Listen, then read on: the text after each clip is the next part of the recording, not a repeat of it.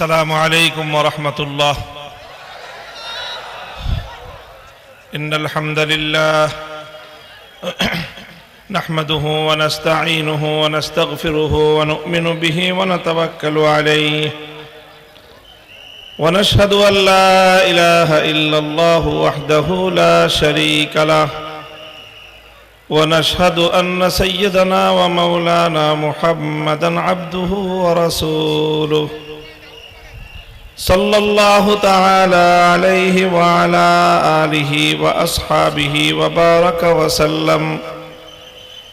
وبارك وسلم تسليما كثيرا. أما بعد فأعوذ بالله من الشيطان الرجيم. بسم الله الرحمن الرحيم. الذين إن مكناهم في الأرض أقاموا الصلاة وآتوا الزكاة وأمروا بالمعروف ونهوا عن المنكر ولله عاقبة الأمور.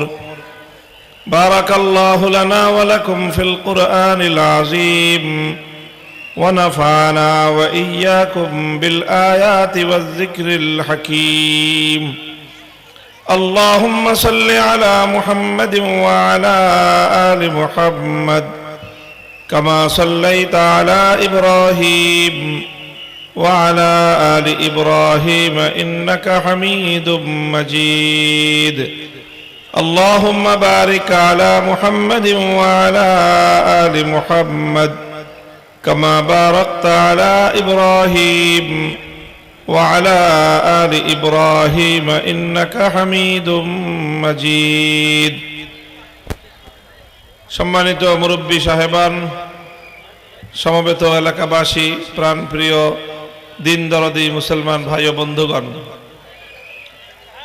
আল্লাহ পাক রব্বুল আলামিন অশেষ শুকরিয়া যে আল্লাহ রব্বুল আলামিন আমাদেরকে প্রখর রৌদ্রের মধ্যেও আল্লাহর দ্বীনের কথা শুনবার জন্য উলামায়ে কেরামের মজলিসে বিপুল পরিমাণ ধর্মপ্রাণ মুসলমান ভাইদেরকে একসঙ্গে একত্রিত হয়ে এখানে মজমা হওয়ার, জমায়েত হওয়ার তৌফিক দিয়েছেন। এজন্য রব্বে করিমের দরবারে কালেমাতুশ শুকরের হাদিয়া পেশ করি আলহামদুলিল্লাহ। আমাদের হাতে সময় খুবই সংক্ষিপ্ত, এজন্য কোনো দীর্ঘ ভূমিকা ছাড়াই আমি আপনাদের সম্মুখে যেই কথাগুলো বলতে চাই সেই কথার মূল পর্বেই আমি চলে যাচ্ছি। আমি আপনাদের সম্মুখে পবিত্র কোরআনে কারীমের সূরাতুল হজ্জের 41 নম্বর আয়াত তেলাওয়াত করেছি। উল্লেখিত আয়াতের মধ্যে আল্লাহ পাক রব্বুল আলামিন একটা সুনির্দিষ্ট বিষয় আলোচনা করেছেন। বিষয়টা হলো, যদি মুমিন মুসলমান যারা রয়েছে, যারা আল্লাহকে বিশ্বাস করে, যারা ঈমানদার, এই শ্রেণীর ঈমানদার মুমিন মুসলমানরা যদি রাষ্ট্র ক্ষমতা পায়, তাদেরকে যদি আল্লাহ পাক ক্ষমতা দান করেন, তাহলে তারা এই ক্ষমতা দিয়ে কি করবে? রাষ্ট্র ক্ষমতায় গিয়ে ঈমানদার যারা, তাদের দায়িত্ব কি? আল্লাহ পাক সে দায়িত্বের কথাটা উল্লেখ করেছেন। الذين إن مكناهم في الأرض أقاموا الصلاة وآتوا الزكاة وأمروا بالمعروف ونهوا عن المنكر ولله عاقبة الأمور. আল্লাহ বলেছেন যে ঈমানদার তো তারাই, মুসলমান তারা, আমি যদি তাদেরকে রাষ্ট্র ক্ষমতা দান করি, তাহলে তারা এই ক্ষমতার প্রয়োগ করে সর্বপ্রথম যেই কাজটা করবে, আকামুস সালাত, সমাজে তারা নামাজ কায়েম করবে, তারা সালাত কায়েম করবে রাষ্ট্রের নাগরিকদের মধ্যে, মুসলমানদের মধ্যে। তাদের দ্বিতীয় কাজ হবে ওয়া আতাউজ যাকাত, তারা যাকাত ব্যবস্থা বাস্তবায়ন করবে। 3 নম্বর কাজ হলো তাদের ও আমারু বিল মারুফ, তারা মানুষকে সৎ কাজের আদেশ দিবে। 4 নম্বর দায়িত্ব হলো তাদের, কাজ হলো, কর্মসূচি হলো ওয়ানাহাউ আনিল মুনকার, তারা জনগণকে যে কোনো মন্দ কাজ থেকে শরীয়ত গর্হিত নিষিদ্ধ কার্যকলাপ থেকে মানুষকে তারা বাধা দিবে, নিষেধ করবে। এই চারটার কথা বিশেষভাবে কোরআনে কারীমের মধ্যে উল্লেখ করা হয়েছে। অর্থাৎ মুসলমান যদি রাষ্ট্র ক্ষমতা পায় তাহলে সে শুধুমাত্র জনগণের জাগতিক উন্নয়নের চেষ্টাই করবে না, জাগতিক উন্নয়ন তো করবেই, রাস্তাঘাট, ব্রিজ, কালভার্ট নির্মাণ করবে, জনগণের অর্থনৈতিক উন্নতির ব্যবস্থা করবে, এই সব কিছু করবে। তবে প্রথম যেই কাজগুলো করবে, সবচেয়ে গুরুত্বপূর্ণ যেই কাজগুলো করবে, তার মধ্যে কাজগুলো চারটা কাজের কথা আল্লাহ পাক সুনির্দিষ্টভাবে বাই নেম উল্লেখ করেছেন। নামাজ কায়েম করা, যাকাত বাস্তবায়ন করা, সৎ কাজের আদেশ দেওয়া, অন্যায় কাজে নিষেধ করা, বাধা দেওয়া, এই চারটা হলো রাষ্ট্রের মৌলিক কাজ। নামাজ কায়েম করাকে এতটা গুরুত্ব এই জন্য দেওয়া হয় কারণ নামাজ যদি কায়েম হয় শুধুমাত্র জনগণের পরকালের উন্নতি হবে, শুধুমাত্র আখিরাতের নাজাত পাওয়া যাবে, ব্যাপারটা এতটুকুই নয়। নামাজ কায়েম হলে মানুষের পরকালীন কল্যাণ তো হবেই, সেই সঙ্গে নামাজ কায়েম করলে রাষ্ট্র, জনগণ, জাতির ইহকালীন প্রভূত কল্যাণও সাধন হবে।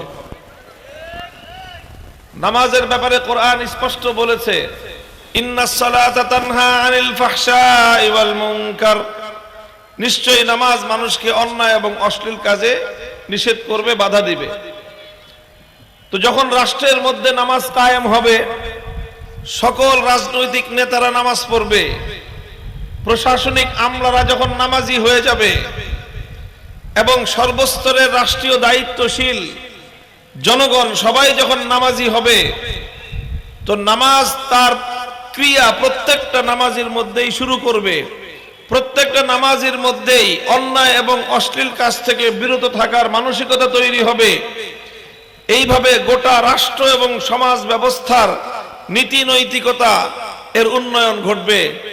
মানুষের মধ্যে নীতি নৈতিকতা সৃষ্টি যখন হবে, যখন ঠিকাদার, কন্ট্রাক্টর, আমলা, যারা কাজের তত্ত্বাবধান করে, সকলের মধ্যে যদি নামাজের মাধ্যমে আল্লাহর প্রতি ভয় ভীতি তৈরি হয়, অন্যায় এবং অশ্লীল কাজ থেকে বিরত থাকার প্রবণতা তৈরি হয়, তাহলে ইনশাআল্লাহ সেই জনগোষ্ঠীর মধ্যে কোনোদিন কোনো ব্রিজ কালভার্ট নির্মাণ করার সময় লোহার বদলে বাঁশ দেওয়ার কোনো পরিবেশ ঘটবে না।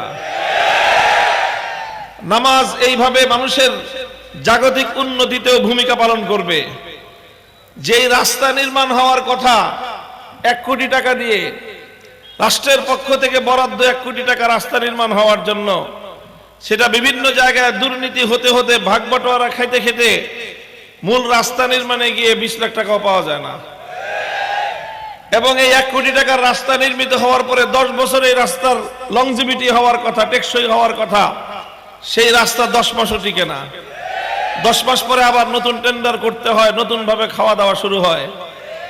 প্রচলিত আমাদের দেশের যে রাজনৈতিক বন্দোবস্ত, যে ব্যবস্থা, আপনারা লক্ষ্য করে দেখবেন আমাদের যে বর্তমান রাজনৈতিক সিস্টেম, যে সমাজ ব্যবস্থা, এই সমাজ ব্যবস্থাটাই হলো দুর্নীতিবাজ তৈরি করবার একটা ব্যবস্থাপনা। আপনারা লক্ষ্য করে দেখবেন যারা বর্তমানে প্রচলিত রাজনীতির সাথে জড়িত, তাদের প্রত্যেককেই 200, 400, 500 ছেলে পেলে লালন পালন করতে হয়। এটা আমি সমাজের বাস্তব চিত্র বলতেছি, যে যে যত বড় নেতা তার সেই পরিমাণ সাঙ্গপাঙ্গ লালন পালন করতে হয়। একটা ইউনিয়ন পর্যায়ের একজন সাধারণ নেতাকে অন্তত 50 জন ছেলে পালতে হয়, থানা পর্যায়ের হলে 200 ছেলে পালতে হয়, জেলা পর্যায়ের হলে 1000 ছেলে পেলে পালন করতে হয়। এবং এই সকল ছেলেগুলো দেখবেন যুবক, ইয়াং, অল্প বয়স্ক। এদেরকে জিজ্ঞাসা করবেন তোমার প্রফেশন কি, তোমার কাজ কি? সে পড়াশোনাও করে না, সে কোনো ভার্সিটি অথবা কোনো কলেজের ছাত্র না, সে কোথাও চাকরি করে না, সে কোনো ব্যবসাও করে না। তাহলে করো কি? তার 1 নম্বর একটাই প্রফেশন, ভাইয়ের সাথে থাকি।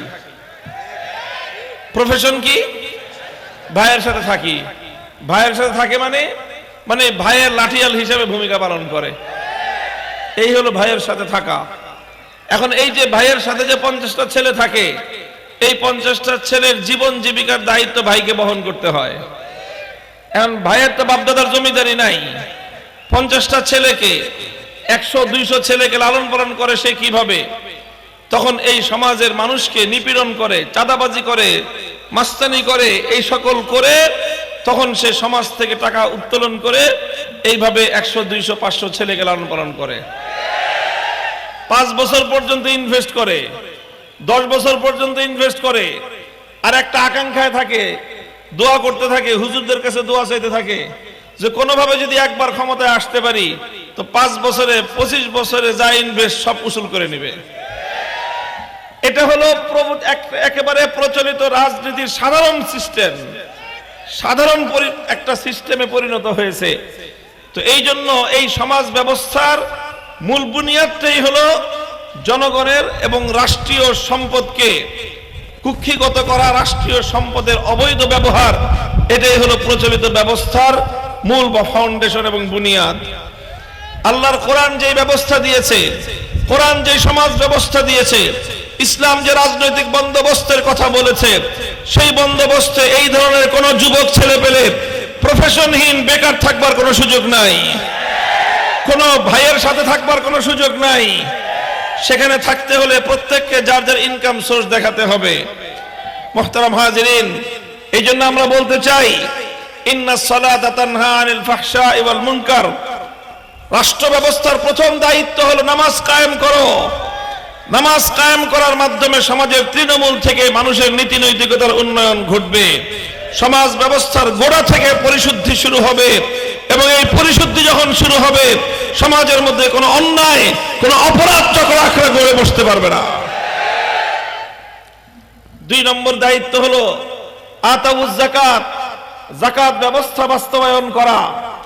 আল্লাহ প্রদত্ত যে যাকাত ব্যবস্থা, তুখাযু মিন আগনিয়াইহিম ওয়া তুরাদ্দু আলা ফুকারাইহিম, যাকাতের মূল কথাই হলো প্রত্যেকটা সমাজের ধনী শ্রেণীর থেকে একটা পোরশন, একটা অংশ, তাদের সম্পদের একটা অংশ রাষ্ট্র গ্রহণ করে সেই সম্পদটাকে ওই সমাজের, ওই এলাকার দরিদ্র জনগোষ্ঠীর মধ্যে বন্টন করে দেয়া। যাকাত ব্যবস্থা যদি কোনো সমাজে বাস্তবায়িত হয় তাহলে আল্লাহ পাকের প্রাকৃতিক নিজাম অনুযায়ী, আল্লাহ পাকের সৃষ্টিগত ব্যবস্থাপনা অনুযায়ী সেই সমাজে দারিদ্র্য বলতে কোনো কিছু থাকতে পারে না। সমাজের প্রত্যেকটা মানুষের মধ্যে অর্থনৈতিক ভারসাম্য তৈরি হবে। একদল মানুষ আঙ্গুল ফুলে কলা গাছ হবে, দেশে বিদেশে অজস্র হাজার হাজার কোটি টাকার সম্পদের পাহাড় গড়বে, বিদেশে বেগমপাড়া গড়বে, প্রত্যেক দেশে দেশে সুইস ব্যাংকে লক্ষ কোটি টাকার মজুদ করবে, আর দেশে সাধারণ মানুষ না খেয়ে মরবে। ইসলামী অর্থ ব্যবস্থা বাস্তবায়ন হলে অর্থনৈতিক বৈষম্যের কোনো সুযোগ থাকে না। এই জন্য আল্লাহ পাক রব্বুল আলামিন বলেছেন যে যদি আমি ইমানদারদেরকে রাষ্ট্র ক্ষমতা দান করি তাহলে তারা প্রথমেই নামাজ কায়েম করবে, এরপরে তারা যাকাত বাস্তবায়ন করবে। আমারু বিল মারুফ, সৎ কাজের আদেশ দিবে। একটা হলো সৎ কাজের দাওয়াত দেওয়া, সৎ কাজের আহ্বান করা, সৎ কাজের ওয়াজ করা, এটা হলো এক কাজ। সৎ কাজের আদেশ করা এটা আরেকটা কাজ। আমর বিল মারুফ আমরা সকলে শুনে থাকি, আমি পার্থক্যটা বুঝিয়ে দিই আপনাদেরকে। একটা হলো সৎ কাজের আহ্বান জানানো, সৎ কাজের দাওয়াত দেওয়া, সৎ কাজের ওয়াজ করা, এটা হলো একরকম কাজ। এই কাজের বৈশিষ্ট্য হলো যে এখন আমরা যেরকম বলতেছি, ওয়াজ করতেছি, বুঝাইতেছি মানুষকে, হাতে পায়ে ধরে মানুষকে দাওয়াত দিচ্ছি, আহ্বান করতেছি, এটাকে সৎ কাজের আদেশ বলে না, এটা সৎ কাজের দাওয়াত বলে। এটাই কি বলে? এটাই কি বলে? এটা হলো ভালো কাজের দাওয়াত। রাষ্ট্রের দায়িত্ব শুধু দাওয়াত দেওয়া নয়, রাষ্ট্রের দায়িত্ব হলো দাওয়াত দেওয়া, দাওয়াত দেওয়ার পরে সৎ কাজ না করলে ঠ্যাঙ্গায় ঠ্যাং ভাঙ্গে দেওয়া। আমারু বিল মারুফ, ইসলামী রাষ্ট্রের দায়িত্ব হলো জনগণকে সৎ কাজের আদেশ দিবে, সৎ কাজ করার জন্য প্রথমে বলবে। যদি ভালো কথায় তারা ভালো কাজ না করে তখন মানুষকে বাই ফোর্স ভালো কাজ করতে বাধ্য করবে, এটা হলো রাষ্ট্রের দায়িত্ব। 3 নম্বর 4 নম্বর কাজ ওয়ানাহা আনিল মুনকার, ভালো কাজের যেরকম আদেশ দিবে, সৎ কাজের যেরকম আদেশ দিবে, ঠিক এরকম অন্যায়, অশ্লীল, শরীয়ত গর্হিত সকল অপকর্ম তারা নিষেধ করবে, মানুষকে বাধা দিবে। কেউ যদি রাষ্ট্রের এবং ইসলামের আহ্বানকে উপেক্ষা করে, দাওয়াতকে উপেক্ষা করে কোনো অন্যায় অপকর্ম, শরীয়ত গর্হিত, ইসলাম নিষিদ্ধ, আল্লাহর পক্ষ থেকে নিষিদ্ধ কোনো কাজ, সেটা যদি কেউ এরপরেও করতে যায় বাধা ডিঙ্গিয়ে, তখন তাকে শক্তি প্রয়োগ করে, বল প্রয়োগ করে তাকে অন্যায় কাজ থেকে বিরত রাখা হবে। মুহতারাম হাজিরিন, এগুলো হলো ইসলামী রাষ্ট্র। যদি আল্লাহ পাক মুসলমানদেরকে রাষ্ট্র ক্ষমতা দান করেন, তাহলে এটা হলো মুসলমানদের দায়িত্ব এবং কর্তব্য। এটা আমার কথা নয়, এটা কোনো দুনিয়ার মানুষের কথা নয়, কোনো আলেম ওলামা এমনকি কোনো নবী পয়গম্বরেরও কথা নয়, বরং এটা সরাসরি কার কথা? কার কথা? আল্লাযীনা ইম্মাক্কান্নাহুম ফিল আরদি আকামুস সালাতা ওয়া আতাউয যাকাতা শাহাদাতু আল্লা ইলাহা ইল্লাল্লাহ। 2 নম্বর খুঁটির নাম হলো নামাজ, 3 নম্বর খুঁটির নাম হলো যাকাত। তাহলে ইসলামের যে পঞ্চ স্তম্ভ, এই 5 স্তম্ভের 2 নম্বর এবং 3 নম্বর অর্থাৎ গুরুত্বপূর্ণ 2টা স্তম্ভ হলো নামাজ এবং যাকাত। কথা বলেন ঠিক কিনা? তো আল্লাহ বলছেন যদি মুসলমানরা রাষ্ট্র ক্ষমতা পায়, তাহলে ইসলামের গুরুত্ব, রাষ্ট্রের সঙ্গে শুধু ইসলামের সম্পর্ক আছে তাই নয়, বরং রাষ্ট্র ক্ষমতার উদ্দেশ্যই হলো ইসলামকে বাস্তবায়ন করা। ক্ষমতায় যাওয়ার উদ্দেশ্যই হলো আল্লাহর হুকুম জমিনে বাস্তবায়ন করা। রাষ্ট্র ক্ষমতা মুসলমানরা পেলে এই ক্ষমতা মুসলমানরা ডিজার্ভ করবে শুধুমাত্র নিজেদের আখের গোছানোর জন্য নয়, সম্পদ কামানোর জন্য নয়, আঙ্গুল ফুলে কলা গাছ হওয়ার জন্য নয়, জনগণের সম্পদ চুরি করে নিজেরা ধনী আর বড়লোক হওয়ার জন্য নয়। রাষ্ট্র ক্ষমতায় মুসলমান যাবে আল্লাহর হুকুম আল্লাহর জমিনে বাস্তবায়ন করার জন্য। রাষ্ট্র ক্ষমতা মুসলমান ব্যবহার করবে আল্লাহর জমিনে আল্লাহর দ্বীন কায়েম করবার জন্য। রাষ্ট্র ক্ষমতা আল্লাহর জন্য ইমানদারকে দান করেন, সেই ক্ষমতার মাধ্যমে আল্লাহর জমিনে আল্লাহর ঝান্ডা উদ্দিন করবে। কাজেই এই আয়াত স্পষ্ট ভাষায় যেই বার্তা প্রদান করে সেটা হলো যে মুসলমান যারা নাকি আল্লাহর কোরআনকে বিশ্বাস করে, যারা আল্লাহকে বিশ্বাস করে, তারা রাষ্ট্র ক্ষমতা পেলে এই ক্ষমতার মাধ্যমে তারা ইসলামকে প্রতিষ্ঠিত করবে। সুতরাং এই জন্যই আমরা বলি, এই জন্যই আমি একটা দ্ব্যর্থহীন সন্দেহাতীত ভাবে এই কথা অত্যন্ত জোর গলায় দ্ব্যর্থহীন ভাবে বলি, ইসলাম যারা মানবে মুসলমানের জন্য কশ্চিনকালেও সেকুলারিজম, ধর্মনিরপেক্ষ মতবাদ গ্রহণ করবার সুযোগ নাই। হিন্দু ধর্মাবলম্বী সে ধর্মনিরপেক্ষ হতে পারে, বৌদ্ধ ব্যক্তি, বৌদ্ধ ধর্মের অনুসারী সে ধর্মনিরপেক্ষ সেকুলার হতে পারে, খ্রিস্টান সে ধর্মনিরপেক্ষ সেকুলার হতে পারে। মুসলমান কোনোদিন সেকুলার ধর্মনিরপেক্ষ মতবাদের রাজনীতি করতে পারে না। বলতে পারেন কারণ কি? হিন্দু বৌদ্ধ খ্রিস্টান পারলে মুসলমান পারবে না কেন? হিন্দু বৌদ্ধ খ্রিস্টান অন্যান্য ধর্মাবলম্বীরা যদি রাজনৈতিক মতবাদ হিসেবে সেকুলারিজমকে, ধর্মনিরপেক্ষ মতবাদকে যদি তারা গ্রহণ করতে পারে, তাহলে মুসলমান কেন ধর্মনিরপেক্ষ মতবাদকে গ্রহণ করতে পারবে না? কেউ যদি প্রশ্ন করে তাহলে তার প্রশ্নের জবাব ভালো করে বুঝে রাখেন। আগে ধর্মনিরপেক্ষ মতবাদ বলতে কি বোঝানো হয় সেটা আগে বুঝেন। ধর্মনিরপেক্ষ মতবাদ সেকুলারিজম, যার বাংলা অনুবাদ করা হয় ইহজাগতিকতা, পার্থিব বিষয়, আর এর যে ডেফিনিশন, এর যে সংজ্ঞা, সেটা হলো এক কথায় বলতে গেলে ধর্মনিরপেক্ষ মতবাদের মূল কথা হলো রাষ্ট্রের সাথে কোনো ধর্মের সম্পর্ক থাকতে পারবে না। এটা হলো সেকুলারিজম, যে রাষ্ট্রের সাথে কোনো ধর্মের সম্পর্ক থাকতে পারবে না। এখন রাষ্ট্রের সাথে যদি কোনো ধর্মের সম্পর্ক না থাকে বা রাখা না যায়, এই মতবাদটা যদি একজন হিন্দু গ্রহণ করে কোনো সমস্যা নাই তার। একজন বৌদ্ধ বা খ্রিস্টান যদি এই মতবাদকে গ্রহণ করে, তার ধর্মীয় দৃষ্টিকোণ থেকে কোনো সমস্যা নাই। কেন সমস্যা নাই? কারণ একজন হিন্দু ভাইকে, একজন হিন্দু ধর্মাবলম্বীকে তার ধর্ম এরকম কথা বলে নাই যে তোমার রাষ্ট্রটাকে তোমার ধর্ম, হিন্দু ধর্ম অনুযায়ী পরিচালনা করতে হবে, এমন কোনো বাধ্যবাধকতা হিন্দু ধর্মে নাই। একই কথা বৌদ্ধ ধর্মেও রাষ্ট্রকে ধর্ম অনুযায়ী পরিচালনা করবার কোনো বাধ্যবাধকতা নাই। খ্রিস্টান ধর্মের মধ্যেও রাষ্ট্রকে ধর্ম অনুযায়ী পরিচালনা করবার কোনো বাধ্যবাধকতা নাই। বাধ্যবাধকতা না থাকার বড় কারণ হলো হিন্দু, বৌদ্ধ, খ্রিস্টান সহ অন্য সবগুলো ধর্মের মধ্যে রাষ্ট্র ব্যবস্থা পরিচালনার কোনো রূপরেখাই নাই।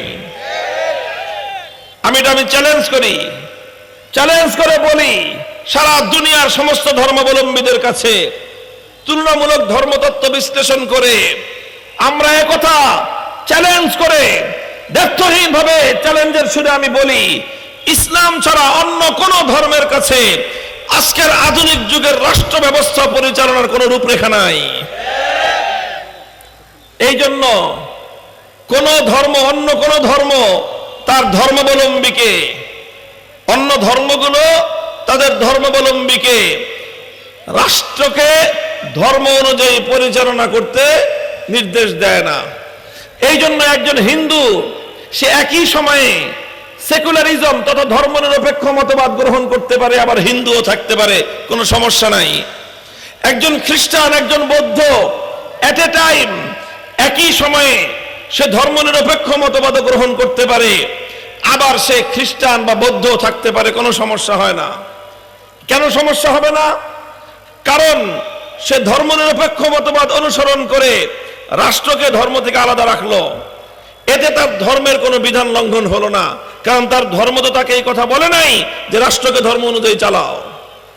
বৌদ্ধ বা খ্রিস্টান সে যদি ধর্মনিরপেক্ষ মতবাদকে গ্রহণ করে, তাহলে ধর্মনিরপেক্ষ মতবাদ গ্রহণ করে সে রাষ্ট্রকে ধর্ম থেকে আলাদা রাখলো, এতে তার ধর্মের কোনো সমস্যা নাই। কারণ ধর্ম তাকে এই কথা বলে নাই যে তোমার রাষ্ট্রকে ধর্ম অনুযায়ী চালাও। এই জন্য হিন্দু, বৌদ্ধ, খ্রিস্টান সহ অন্যান্য ধর্মাবলম্বী ভাইয়েরা তারা সেকুলার হতে পারে, ধর্মনিরপেক্ষ হতে পারে, কারণ রাষ্ট্রকে ধর্ম থেকে আলাদা রাখলেই ধর্মনিরপেক্ষ হওয়া যায়, এতে তাদের ধর্ম পালনে কোনো সমস্যা নাই। কিন্তু একজন মুসলমান ইসলাম অন্য সব ধর্ম থেকে আলাদা। ইন্নাদ-দীনা ইনদাল্লাহিল ইসলাম, আল ইয়াওমা আকমালতু লাকুম দীনাকুম। ইসলাম শুধুমাত্র একটা কিছু আনুষ্ঠানিকতা সর্বস্ব ধর্মের নাম নয়, ইসলাম হলো মানুষের জীবনের পূর্ণাঙ্গ জীবন ব্যবস্থার নাম। আল্লাহর কোরআন দ্ব্যর্থহীন ভাষায় বলেছে ইসলাম পূর্ণাঙ্গ জীবন ব্যবস্থার নাম। ইসলাম মানুষকে ব্যক্তিগত জীবনে পালন করতে হয়, ইসলাম মানুষকে তার পরিবার জীবনে পালন করতে হয়, মুসলমানকে ইসলাম ব্যবসায়িক জীবনে পালন করতে হয়, অর্থনীতির ক্ষেত্রে পালন করতে হয়, রাজনীতির ক্ষেত্রে পালন করতে হয়, আদালত বিচার ব্যবস্থায় পালন করতে হয়, রাষ্ট্র ব্যবস্থায় ইসলামকে পালন করতে হয়। পূর্ণাঙ্গ ইসলাম মানলেই একজন মানুষ প্রকৃত মুসলমান হতে পারে।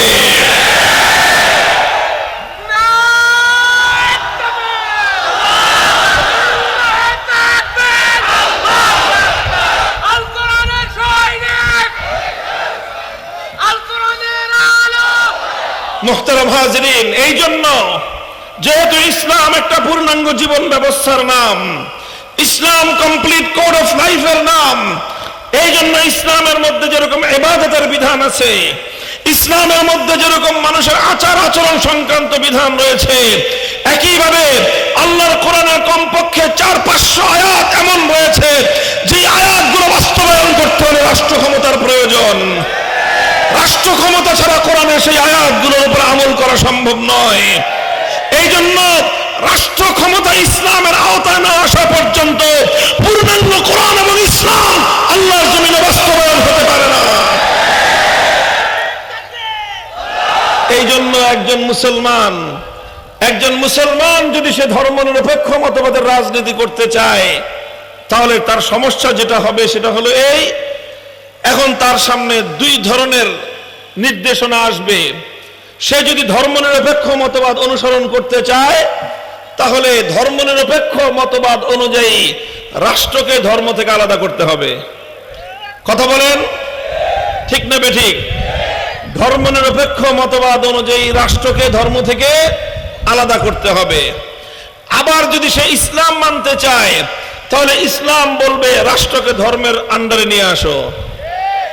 ইসলাম বলবে রাষ্ট্রকে দিয়ে নামাজ কায়েম করো। ইসলাম বলবে রাষ্ট্রকে দিয়ে যাকাত বাস্তবায়ন করো। ইসলাম বলবে রাষ্ট্রকে দিয়ে আল্লাহর দ্বীন দুনিয়াতে বাস্তবায়ন করো। তাহলে ধর্মনিরপেক্ষ মতবাদ বলতেছে রাষ্ট্রকে ধর্ম থেকে আলাদা করো, ইসলাম বলতেছে রাষ্ট্রকে ধর্মের আন্ডারে আনো। এখন এই দুটো নির্দেশ একই সময়ে পালন করা সম্ভব? তুমি ধর্মকে রাষ্ট্র থেকে বিচ্ছিন্ন করবা, আবার রাষ্ট্রকে ধর্মের আন্ডারে আনবা, এই দুটো কোশ্চিন গেলেও একসঙ্গে বাস্তবায়ন করা সম্ভব নয়। তখন যে কোনো একটা মানতে হবে, আরেকটাকে তোমার ছাড়তে হবে। কথা বলেন ঠিক কিনা? তোমার যে কোনো একটাকে মানতে হবে, আরেকটাকে ছাড়তে হবে। এখন কেউ যদি বলে যে ঠিক আছে আমি ধর্মনিরপেক্ষ মতবাদের রাজনীতি করি, আমি এটাই ধরবো, that is your own right, তুমি সেটা করতে পারো। তুমি ধর্মনিরপেক্ষ মতবাদকে যদি আঁকড়ে ধরতে চাও সেক্ষেত্রে তোমার ইসলাম ছুটে যাবে। আর যদি তুমি ইসলামকে ধরতে চাও, যদি বলো যে না আমি মুসলিম, ইসলামই আমার সবচেয়ে বড় কথা, আমার শেষ কথা ঈমান, যদি তুমি ইসলামকে ধরে থাকতে চাও ধর্মনিরপেক্ষ মতবাদের উপর থাকার কোনো সুযোগ তোমার নাই। কেউ বলতে পারেন যে হুজুর তাহলে এই যে আওয়ামী লীগ যে করে, এই যে আওয়ামী লীগের লোকেরা একই সঙ্গে তারা মুসলমানও থাকে আবার তারা ধর্মনিরপেক্ষও থাকে। কথা বলেন ঠিক কিনা? তাহলে তারা থাকলো কিভাবে? ভাই তারা থাকলো কিভাবে এই কথা বলতে গেলেই তো তারা রাগ করে। এই কথা বলতে গেলে আমাদের উপর ক্ষিপ্ত হয়, আমাদের উপর তাদের এত ক্ষোভ, এত রাগ, গোটা রাষ্ট্রযন্ত্রকে ব্যবহার করেছে শুধু আমি ব্যক্তির বিরুদ্ধে। এই ফ্যাসিবাদী স্বৈরাচারী যুগের নব্য ফেরাউন, লেডি ফেরাউন।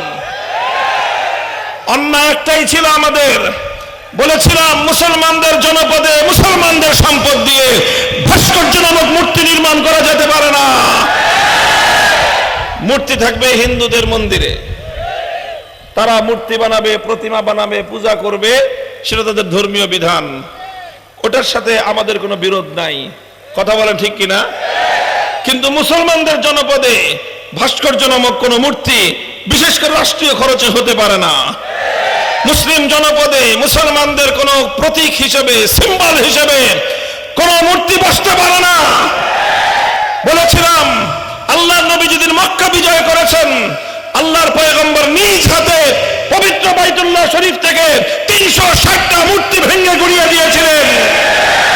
সেই 360 মূর্তির মধ্যে একটা মূর্তি ছিল ইব্রাহিম আলাইহিস সালামের মূর্তি। ইব্রাহিম আলাইহিস সালাম ছিলেন আল্লাহর নবীর পূর্বপুরুষ। কথা বলেন ঠিক না?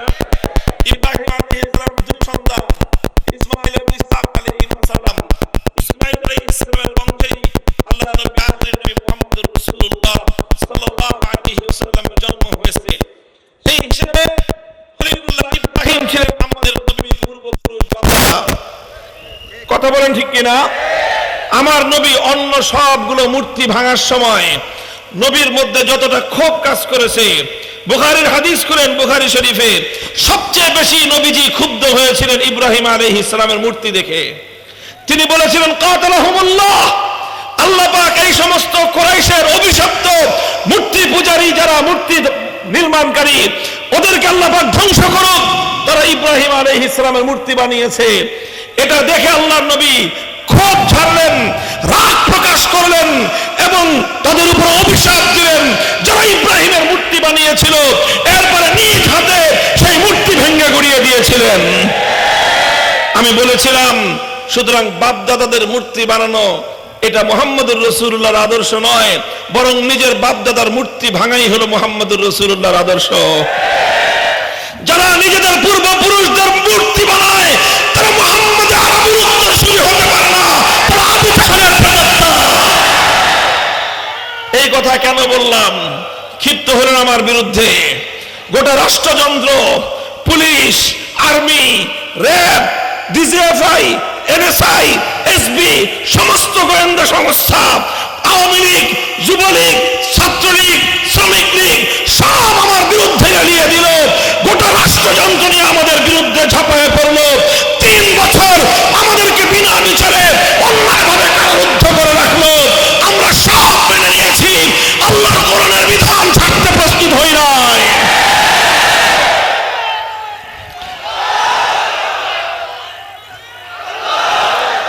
মুহতারাম হাজিরিন, এটা আমাদের স্পষ্ট পয়গাম। কারণ এই জায়গাগুলোতে আপোষ করার কোনো সুযোগ নাই, আপোষ করার কোনো সুযোগ নাই। যারা আল্লাহর জমিন থেকে আল্লাহর কোরআনের রাজনীতিকে বন্ধ করতে চায়, আল্লাহর জমিন থেকে আল্লাহর কোরআনের কোন ব্যবস্থাকে যারা বিলুপ্ত করতে চায়, তাদের বিরুদ্ধে আমাদের লড়াই হবে, যুদ্ধ হবে। আল্লাহর কোরআনকে নিয়ে আমরা বাঁচবো ইনশাআল্লাহ।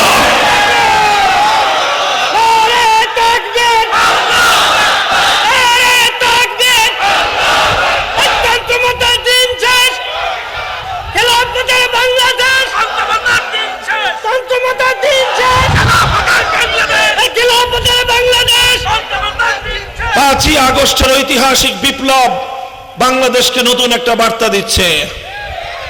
এই বিপ্লব, অনেকে বলে যে এই বিপ্লব কেমন হলো, কারা করলো? সারা দেশের মানুষ মিলেই করেছে, নিপীড়িত মানুষরা করেছে, নির্যাতিত মানুষরাই বিপ্লব করেছে। যখন তাদের পিঠ দেয়ালে ঠেকে গেছে, মৃত্যুর পরোয়া করে নাই। এই নিপীড়িত মানুষের প্রতীক হিসেবেই আমাদের আবু সাঈদরা জালিমের জিন্দা বুলেটের সামনে বুক পেতে দিয়েছিল। এভাবে বিপ্লব হয়েছে। আর বিপ্লব কারা করেছে এই বিষয়ে যদি এখনো কারো সংশয় থাকে, আমি বলবো 5ই আগস্টের দুপুর 2টো থেকে 3টা পর্যন্ত বাংলাদেশটাকে একবার থেকে কল্পনা করে দেখো।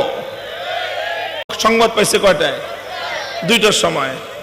2টার সময় সংবাদ পাওয়ার পর এই বাঁধ ভাঙ্গা মানুষের জোয়ার যখন রাজপথে নেমেছে, টেকনাফ থেকে তেতুলিয়া 1 ঘন্টায় বাংলাদেশ যা ঘটেছে সেটা হলো এই, কোন নেতার ঘোষণা দিতে হয় নাই, কোন আলেমের ওয়াজ করতে হয় নাই। মাত্র 1 ঘন্টার মধ্যে টেকনাফ থেকে তেতুলিয়া ভাস্কর্য নামক যত মূর্তি ছিল সব ভেঙে গুড়িয়ে দিয়েছে। এটা করেছে কারা? বিপ্লবীরা করেছে। সুতরাং বোঝা যায় 5ই আগস্টের বিপ্লব তাওহীদের বাংলাদেশ গড়বার বিপ্লব। 5ই আগস্টের বিপ্লব মুসলমানদের বাংলাদেশ গড়বার বিপ্লব। 5ই আগস্টের বিপ্লব সমস্ত জুলুম বৈষম্যের কবর রচনা করবার বিপ্লব। 5ই আগস্টের বিপ্লব আগামী দিনে ন্যায় এবং ইনসাফ ভিত্তিক সমাজ গড়বার বিপ্লব।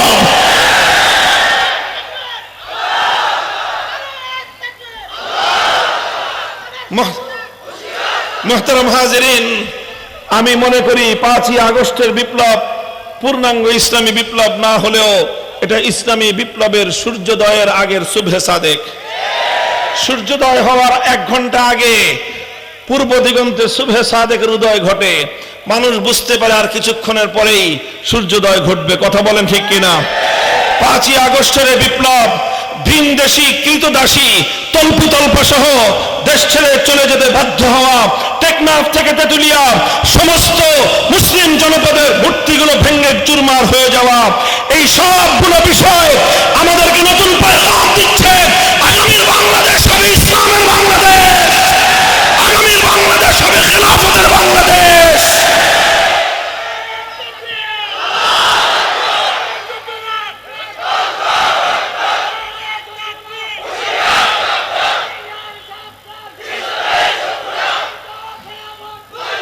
মুহতারাম হাজিরিন, তবে মনে রাখবেন বিপ্লব হবে ইনশাআল্লাহ। কথা বলেন ঠিক কিনা? তবে বিপ্লব শুধু বক্তৃতা দিয়ে হবে না, শুধু স্লোগান দিয়েও হবে না। এই বিপ্লবের জন্য আমাদের সকলকে কাজ করতে হবে, মেহনত করতে হবে, মানুষের দুয়ারে দুয়ারে যেতে হবে। ইসলামের সৌন্দর্য, ইসলামের শ্রেষ্ঠত্ব, ইসলামী রাষ্ট্র ব্যবস্থার সৌন্দর্যের কথা মানুষের কাছে তুলে ধরতে হবে। এই কাজ করবেন তো আপনারা ইনশাআল্লাহ? ঘাম ঝরানো পরিশ্রম করতে হবে, ঘাম ঝরানো পরিশ্রম করবেন। শুধু ঘাম ঝরানো পরিশ্রম দিয়ে বিপ্লব আসে না, এরপরে আল্লাহর সাহায্যের প্রয়োজন হয়। 5ই আগস্টের বিপ্লব শুধু মানুষের জমিনের মানুষরা করে নাই, বরং আসমানওয়ালা সাহায্য করেছেন বলেই বিপ্লব হয়েছে। বিশ্বাস করেন এটা? আল্লাহ সাহায্য ছাড়া এই বিপ্লব হওয়া সম্ভব ছিল না। তো এরপরে চোখের পানি ছেড়ে আল্লাহ সাহায্য চাইতে হবে। প্রস্তুত? এই ঘাম আর অশ্রু দিয়ে যখন আমরা চেষ্টা করতে থাকবো, আল্লাহর কাছে চাইতে থাকবো, ঘাম আর অশ্রু দিয়ে বিপ্লবের জন্য জমিন এক সময় উর্বর হয়ে উঠবে। তখন সেই বিপ্লবের উর্বর জমিনে বুকের তাজা রক্ত দিয়ে ইসলামের বিপ্লব করতে হবে।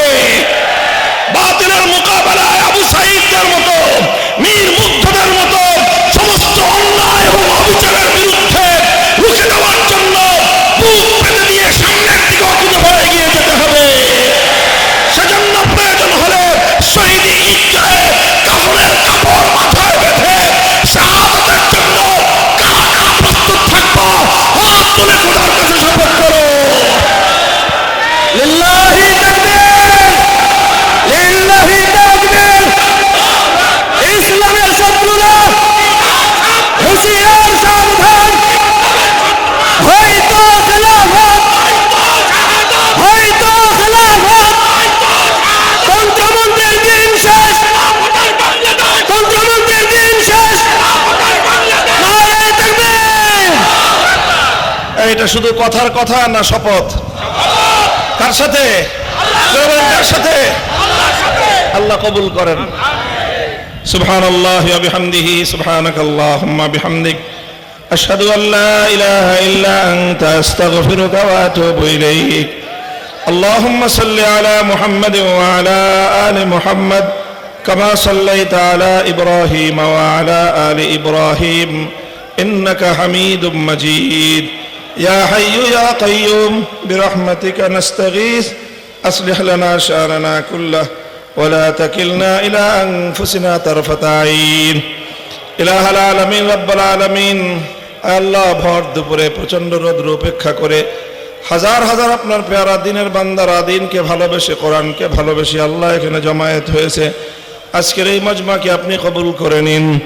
আয় আল্লাহ, যে সকল যুব সমাজের ভাইয়েরা আয়োজন করেছেন, মেহনত করেছেন, শ্রম দিয়েছেন, আয় আল্লাহ আপনি তাদেরকে উত্তম বিনিময় নসিব ফরমান।